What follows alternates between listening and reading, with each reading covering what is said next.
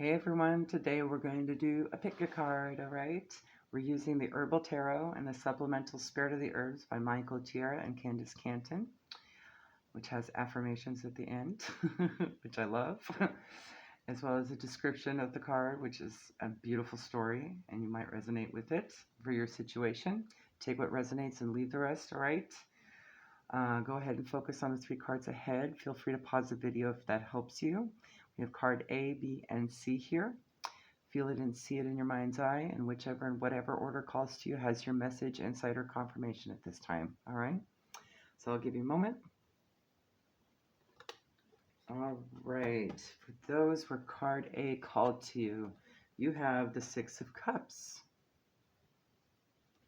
All about nostalgia, childhood, inner child even, okay? The past. All right, remembrance of good things as well as lamenting on the things that didn't work out. You could be dealing with a Sun Scorpio or B1, or you might just need to follow whatever Scorpio placements that you have this week or your sun sign, okay? Scorpio, wherever it's highly aspected in your chart, all right? Card of Innocence, not taking the emotions of another seriously, playing, the child inside, friendship, and sharing in a loving way. 2 children play and love.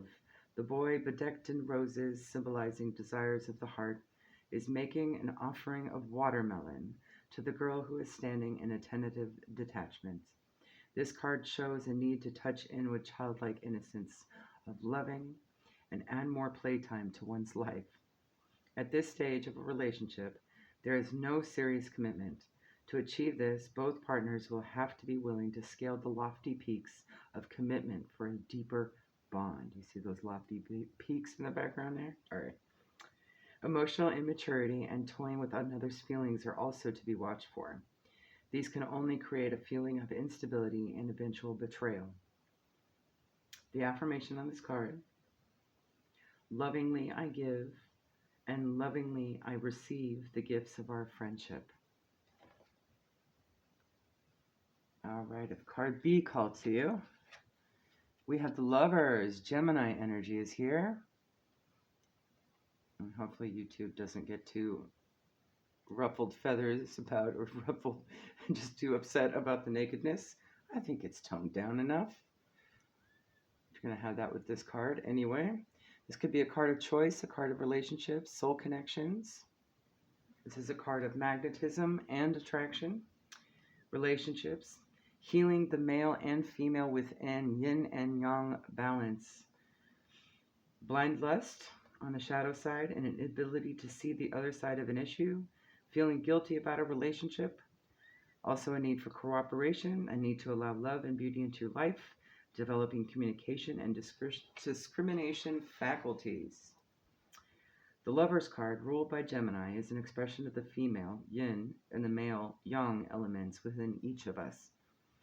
The female is pointing to the divine inspiration represented by the rays of light. The blue river is an extension of the garment from the high priestess and expresses inner knowingness. The male is the action, fiery, expressive, and reasoning part of the self. He looks toward his female half to see how the parts of life make up a whole. She is his inner guide and the uniting intelligence. Together, these 2 parts plus divine inspiration create beauty, love, and unity in our lives. Gemini is known as the sign of discrimination, communication, ideas, learning, and adaptability. For true communication to be manifested, we must be willing to be the receptive listener and receiver, or the yin side, and then become the outward creative expression of our ideas, or the yang side. The Lover's card asks us to be in rapport with the different parts of the self, while seeing how each factor interacts. We are to learn how to be in harmony with apparent polarities. Through loving allowance for others and ourselves, we can see and create beauty in our lives. The affirmation on this card: I feel love and unity within. If card C called to you, you have Death and Scorpio energy. This just could signify endings, okay? Also, literal deaths as well as just a change, all right? That might be unexpected. This is also a card of rebirth and shedding old habits and old things, all right? The end of an old relationship, any kind, work, love, life, elimination of outworn habits and things. It's also a chance for renewal. It could also be merging with another or with the cosmos and as an expansion of consciousness. There's also a transformation from one form to another and a sense of release as well, okay? Freedom. Death, ruled by Scorpio, is a symbol of rebirth, transformation, change, and initiation. The sun in the background is rising. A new day is being born. The blooming red roses symbolize the rejuvenation that we will experience by shedding our old skin, our old worn-out ways for the rebirth self. Death of the old is necessary for the new to emerge. The old is like the compost heap, full of rich experiences from which new forms emerge. If we resist changes, sorry, I'm still wearing my retainers. If we resist changes, we may experience pain emotionally and physically. But if we exercise our creative imagination and visualize a new, more peaceful, at ease self, a self that is in a better position than before, then we can move more easily through the unknown fathoms of death and let it take us from constrictive patterns of the past to emerge like the phoenix soaring upward.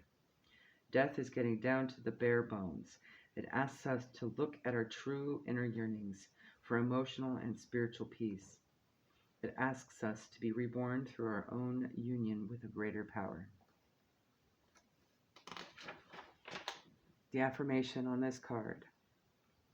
As a serpent sheds its skin, I renew myself within.